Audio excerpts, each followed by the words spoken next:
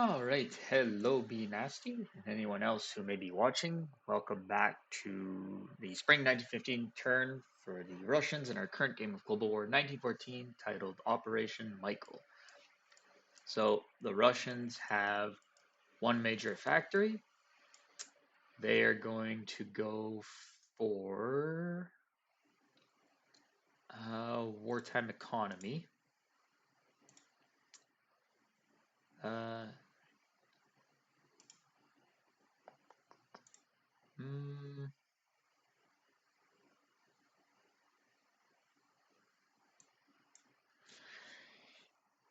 uh, yeah, they'll go for wartime economy.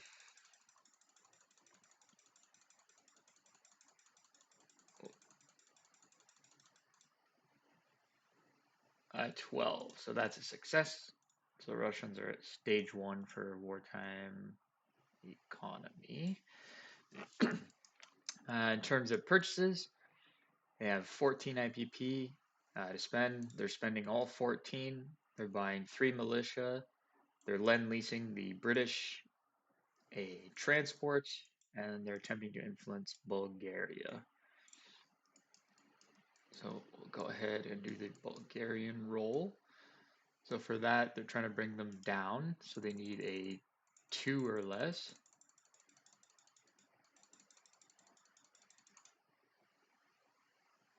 A 6.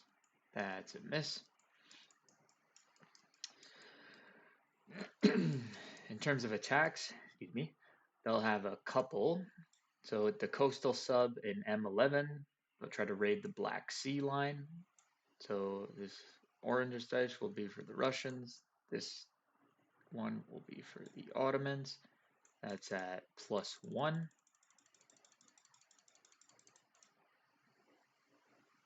Okay, so that's way more than they need. So the Ottomans go down by 1 IPP.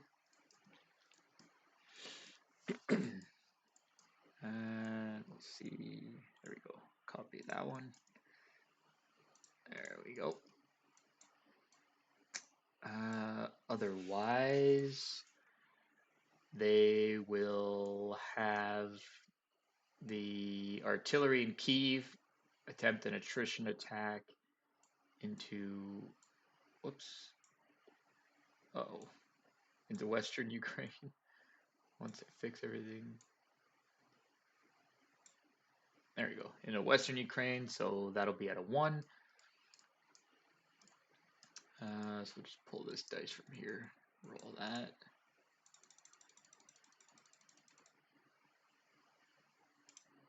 Nothing. And then they will have the artillery in Latvia will move into Estonia and attempt to take that back. So that'll be an infantry defending at a 4 versus an artillery first striking at a 4. Roll that. The artillery to start. That's a miss. Go ahead and roll the infantry. And that's a hit. So the Russian artillery is eliminated, and that battle is over. The only other one we have, we're going to have this torpedo boat destroyer. That's an A5. We'll move 1, 2 into A10. And then we'll have this Russian cruiser move 1, 2. And the pre-dreadnought, because it's boosted by the major shipyard at London, we'll move 1, 2 to attack the Germans in A10.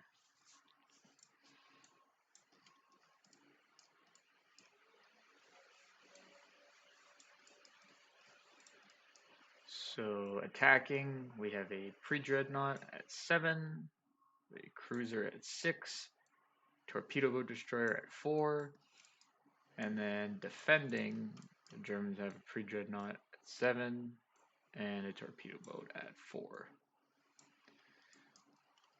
So green will be for the dreadnought, This dark blue will be for the cruiser. This light blue will be for the torpedo boat destroyer.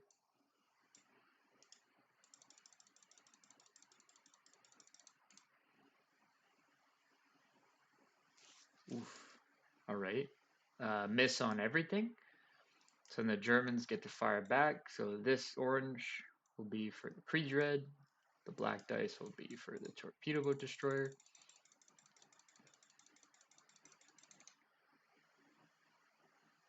Okay, so both misses. And we'll press the attack.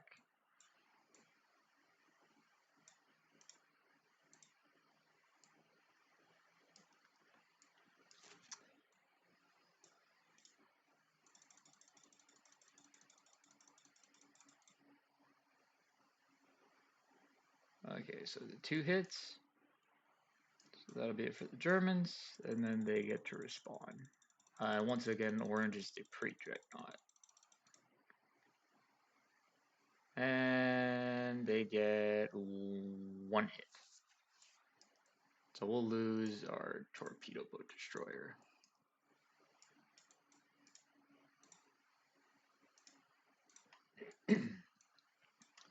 So that's it for that battle. The Russians are parked in A10.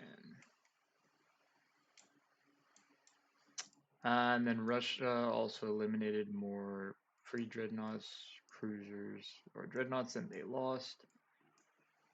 So they would get a free diplomacy because of that for the next turn. Noticing the Italians that I deleted there, just quick while I'm on it. That is correct. What you had done, be nasty. That when they surrender, um, if you have any of your allies in that territory, so for example,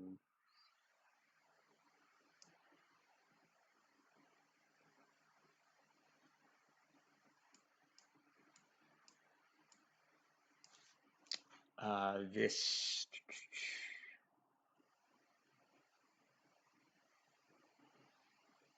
I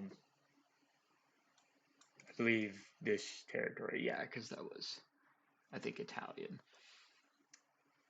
It would go to the other side or wherever they were. That's how that works. But otherwise, it does just become like a straight neutral, and anybody can just march into there and claim that territory. So that is correct.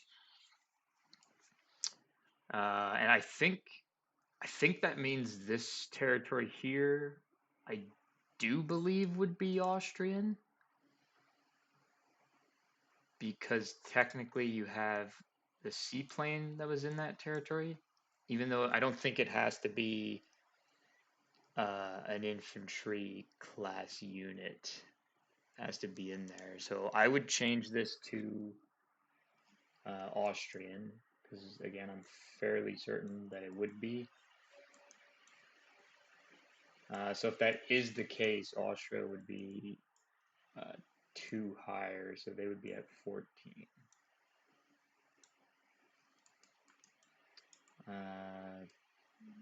Yeah, which again, I'm pretty sure that's correct. Could be wrong. If I am, we can always change that back and adjust that. But yeah, I think because they have, as I said, the seaplane, that would mean that this territory goes to Austro-Hungarian control.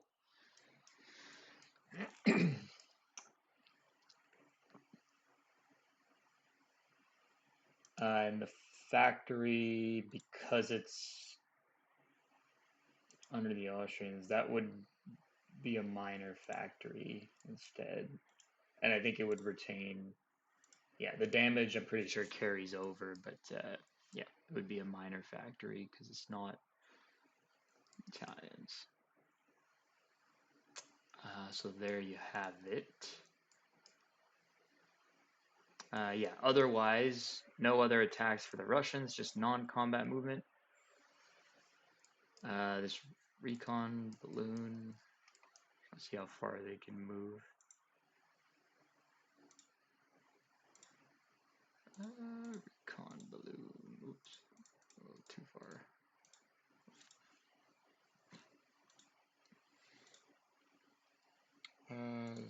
Should be, okay, they can move 4. What's the use of them again?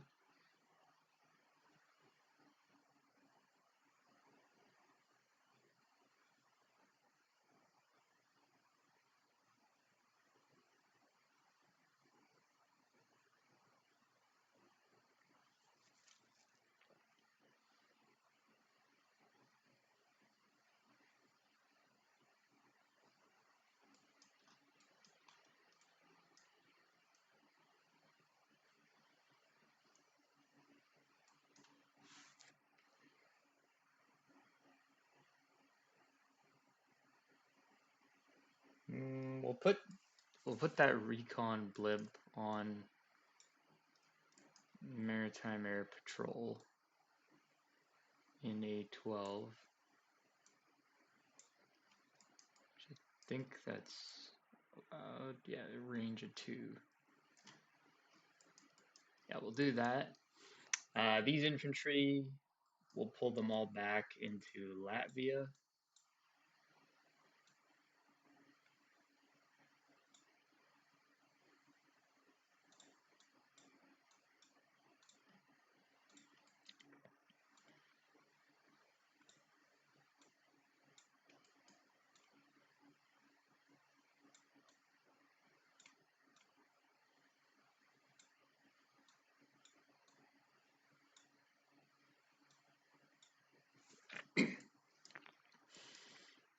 This seems a bit convoluted, but it's just because I wanted this fighter. It's just gonna fly uh, one over next door into Smolensk. Then we have the this commander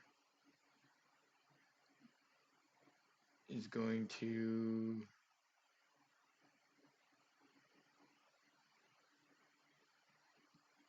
retreat into Smolensk. These 2 infantry units will retreat into Smolensk. This artillery unit will retreat into Smolensk. And then all these cavalry, so 1, 2, 3, 4 Cossacks and 2 regular cavalry will retreat into, or retreat, move over into Western Russia.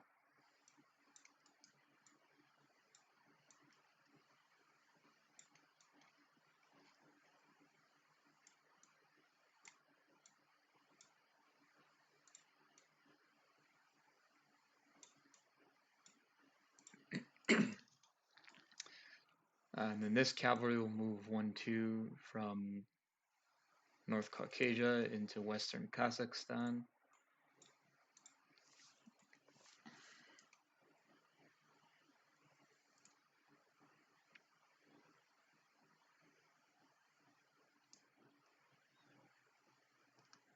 And then we'll have an artillery from Amur rail down into northern Kazakhstan.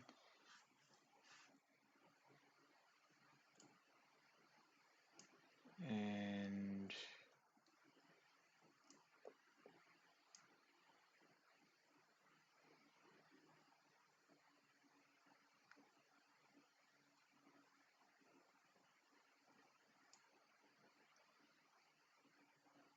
actually, one of these infantry that was in Lithuania will rail it instead of moving it from Lithuania all the way down into northern Kazakhstan.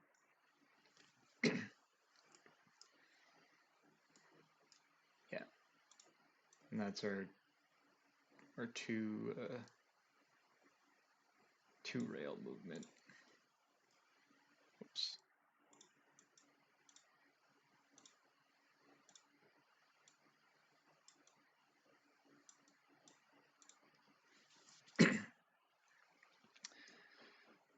I think that is it.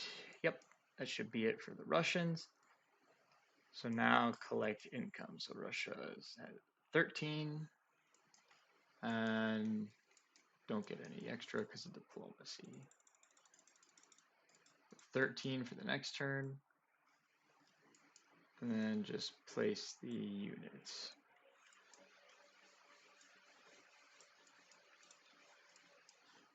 Militia, they'll place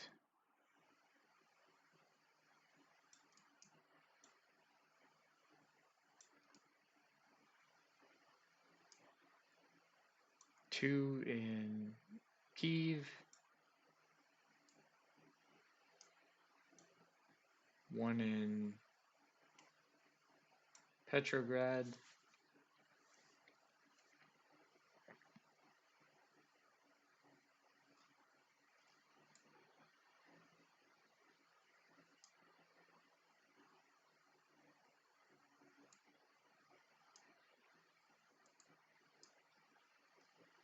yeah, two in Kiev, one in Petrograd.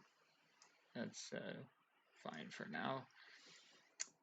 And this transport, we'll send it from major factory Moscow, go through northern Russia, Moscow, go through, or not to northern Russia, western Russia, Karelia, Kola. It'll leave the major port there, go through A8, A5, A7, A6, and be delivered to London.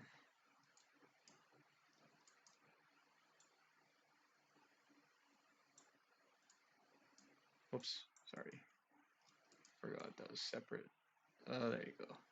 In London. And we'll leave it, it'll just be at sea, not in port. Okay, so yep, that's it for the Russian. They collected. So now on to the Japanese. So Japan has 6 IPP. They will save those for now. Combat movements. They will have a couple, or one actually. Sorry, this isn't going to be. Well, technically, I guess the ships I think should move on combat, just in case. So we'll do that now. But this transport is going to move over from P15 into P14.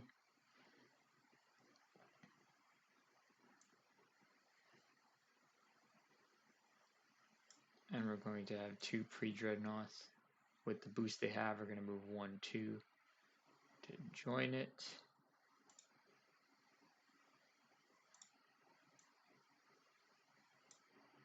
And the only attack we're going to have is we will have 2 torpedo boats and a cruiser. That'll move over 1 and attempt to attack the German cruiser raider. So the 2 torpedo boats will be at a 1 and the cruiser will be at a 3. So 2 torpedo boats at a 1 and the blue will be the cruiser at a 3.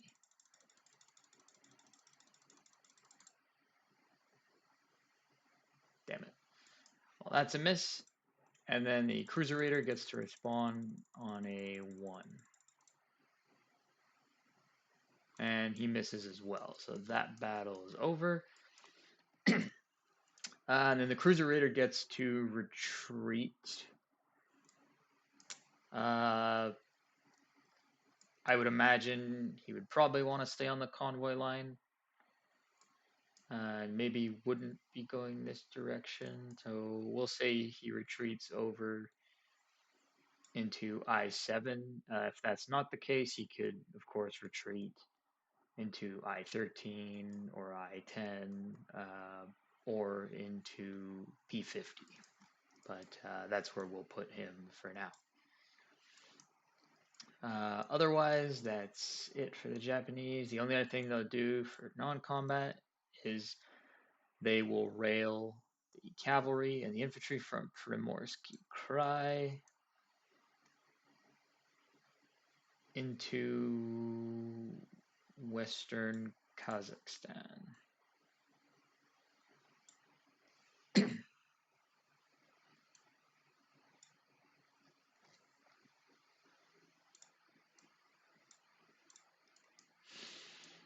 Otherwise, they'll collect their 6 IPP, total of 12.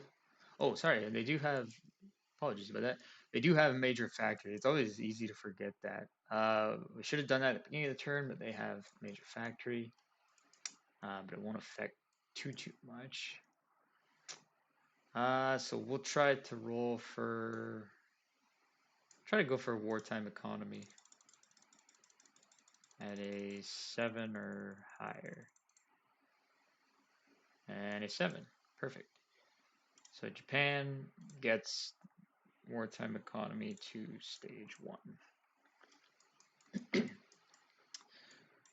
So otherwise they collect their 6 IPP, and that's it for them. Now on to the Americans. So the Americans get to do their peacetime income increase roll.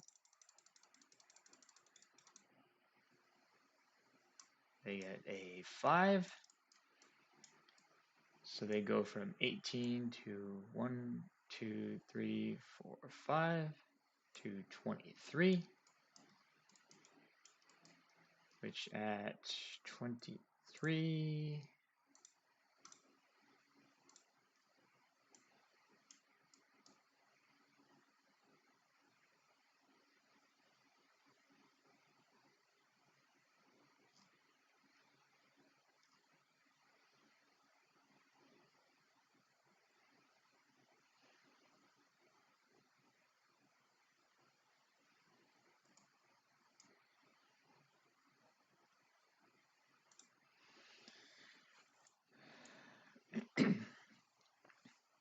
okay, so they can still make their technology rolls this turn because they made it past that threshold once again. That's fine. So they'll go ahead and do that before we forget. So they have the 4 major factories. They'll go for defense in depth. They will go for improved construction. Just roll that out first.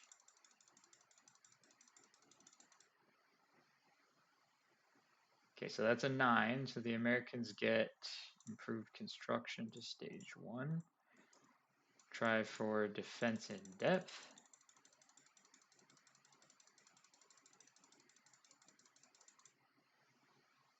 They don't get defense in depth. They have 2 more, so they will go for convoy system.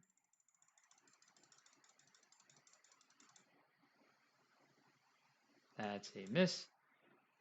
And they will go for wartime economy. And that's a miss. So they just get improved construction. Otherwise, for their turn,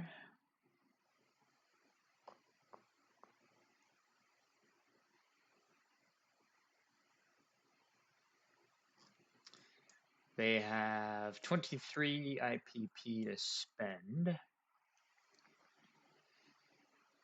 They will lend lease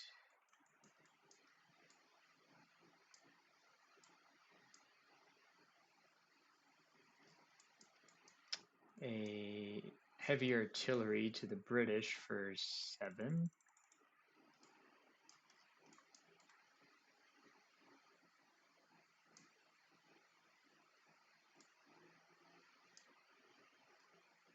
Yeah, heavy artillery to the British for 7.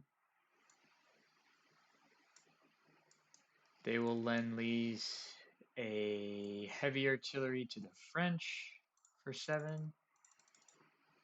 So that'd be 14.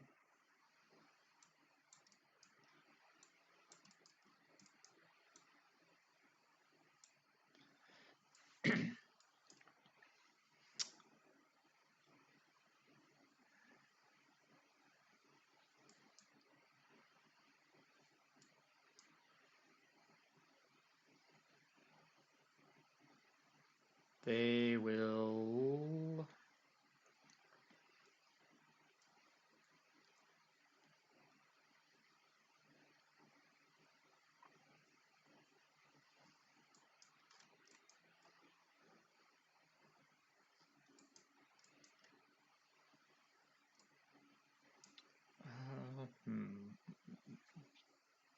They'll buy a Marine for 4.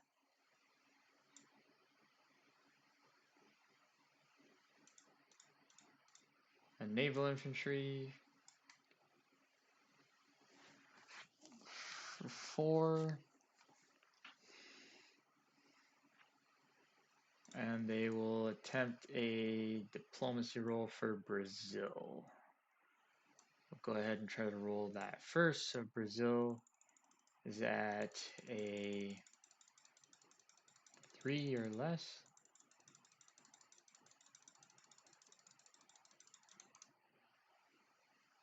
Oh, almost a 1, not quite. In terms of combat, they will have a little bit.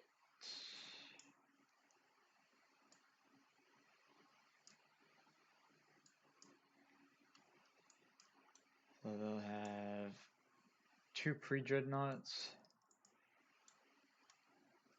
Move 1. Let's transport with the naval infantry, or the marine and mountain infantry, where they'll be attempting to amphibiously assault into Chile. So the pre-dreadnoughts get 2 bombardments at 3 to start. So go ahead and roll those out. Okay, so 1, whoops, that was 1 before it flipped. So 1 and a 7. This one was supposed to be a 1.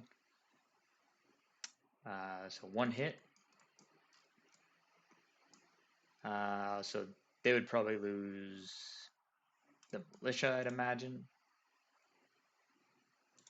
The militia and colonial are the same, but the militia can't move, so yeah, I'd imagine they'd probably want to lose that one.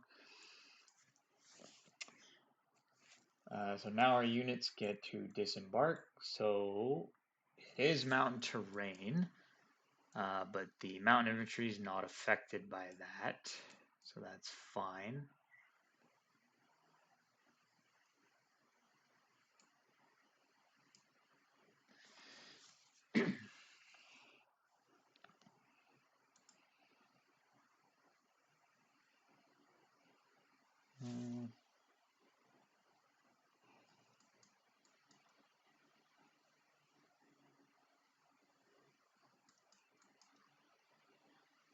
Yeah, okay. I think it's just mountain terrain. I'm just wondering for the Atacama Desert how that would ever. Oh, I guess if you're attacking from here, yeah. Okay, so it's mountain terrain, so he's at a 2 because he's not affected. And the Marine is affected by mountain terrain, but he attacks at a 3 normally, so he will be down to a 2. So 2 at 2 essentially is what we have. So we'll go ahead and roll that out.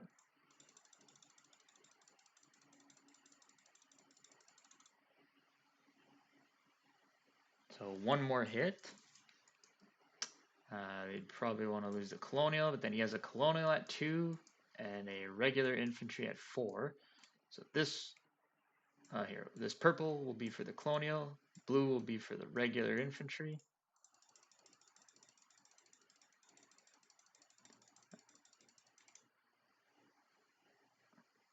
So 2 misses.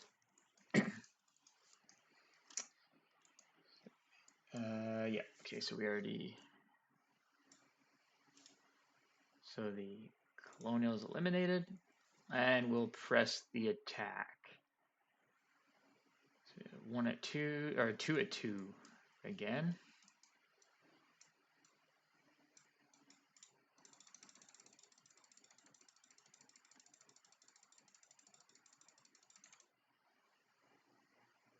Nothing. He gets 1 infantry defending at a 4. That's a miss. And we will press the attack, and this would be the final round. So 2 at 2.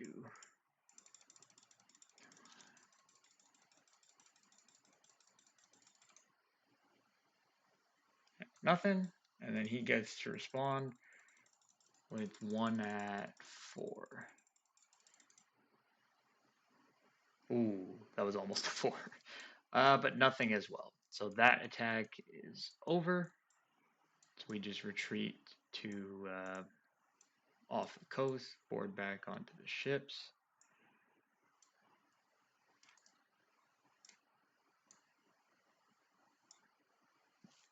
And otherwise, that is it for that. So then, that was the only attack the Americans could do.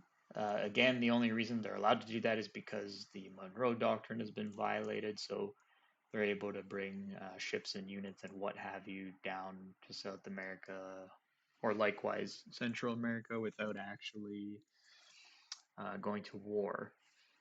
So that's it for the Americans themselves. For the Mexican Revolution, we will have the revolutionaries attempt to attack. So we'll have a militia, revolutionary cavalry, another militia, revolutionary cavalry, revolutionary cavalry, mounted infantry, and the militia attempt to attack the units in Coahuila. So these 3 units, actually these ones neither. 1, 2. Yeah, actually we'll just do that. 1, 2. Yeah, we'll have this cavalry here go 1, 2, and then attack with these ones so it's not affected by the mountain terrain. But this revolutionary militia coming from western Mexico is affected by mountain border terrain, as is this militia and the revolutionary cavalry here. So we'll actually go ahead and move things to the battle board just to make sure that we don't accidentally make any kind of mistakes.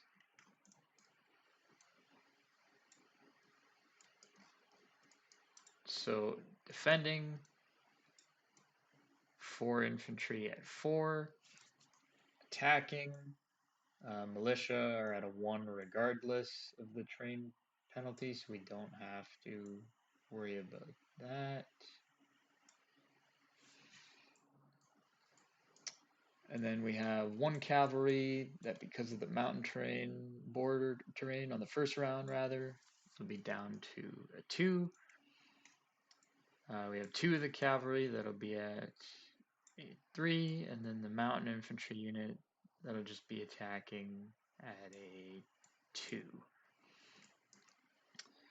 So we'll go ahead and roll that out. So first we'll do the 3 militia,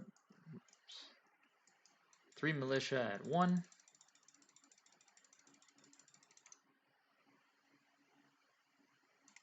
Nothing.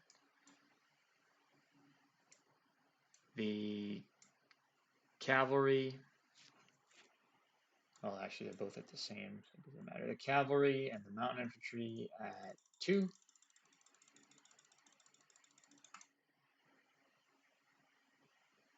So 1 hit, and the 2 cavalry at 3.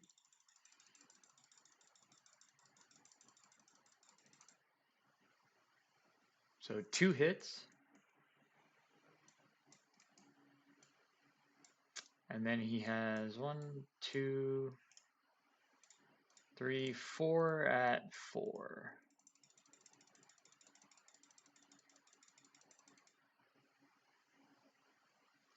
So no hits. So they will press the attack. So now this cavalry gets bumped to 3. So we have 3 at 1. And while we're at it, we'll roll the mountain infantry. That's the 1 at 2.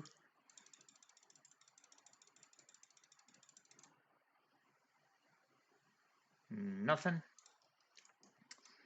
Then our 3 cavalry at 3.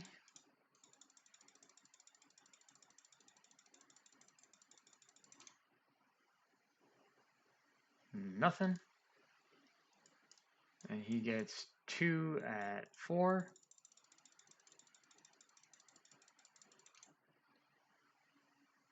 Two hits. We'll lose 2 militia. And we'll press the attack, but it's the final round of combat.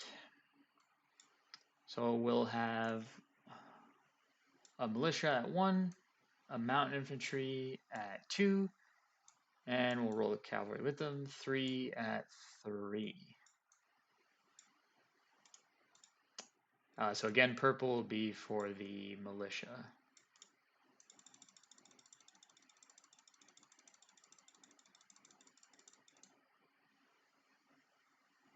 Wow, that's pretty funny. Surprised that stayed like that. But no hits, unfortunately. And then he gets 2 at 4. And no hits. But that battle is over. And the units move back.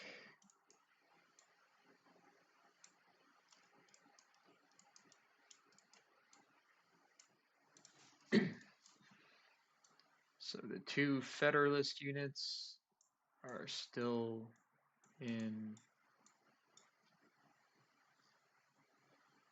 Did we drop one of them? Oh, we did.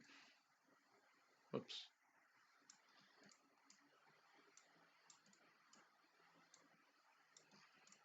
Okay, so the 2 Federalist units are back in Coahuila. For my units, we'll retreat 3 cavalry. We'll bring the 3 cavalry into eastern Mexico. And the mountain infantry into western Mexico, and the militia into Chihuahua. And then we'll roll for their recruitment roll.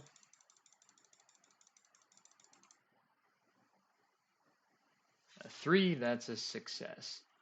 So they'll take 2 militia. We'll place, whoops, yeah, 2 militia. We'll place one of them in Chihuahua and one in western Mexico. All right, so that is it for the Americans. They spent all their IPP. So they will collect 23. Yep, just 23.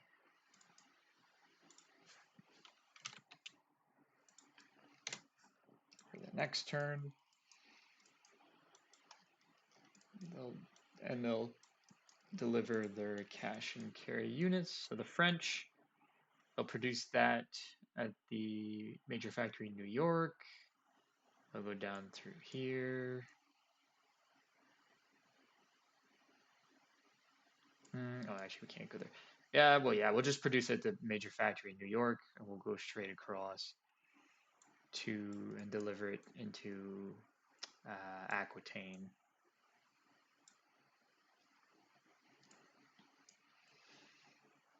And the British heavy artillery, they'll produce that in New York as well. I'll go up through A18, A15, around, and they will drop that off at the major port in the British Midlands.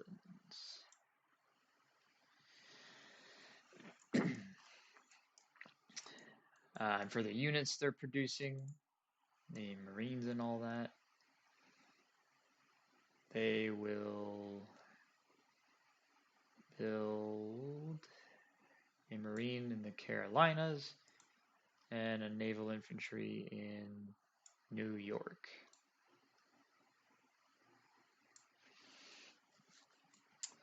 All right, so now just the Chinese. So first, the random event cards. So the first one, Yunnan. Add 1 cavalry to any territory. Yunnan only has the 1 territory,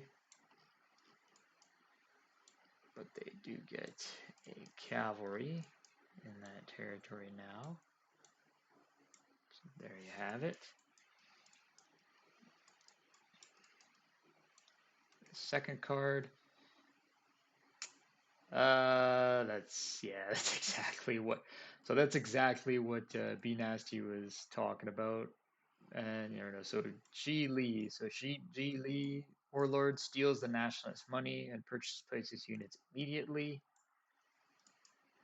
And the final card is Shanxi. Conduct a military offensive from 1 territory into 1 adjacent territory for 1 round. So the Qi Li faction would be this faction here. Um, and Shanxi have to conduct a mandatory offensive into a neighboring territory.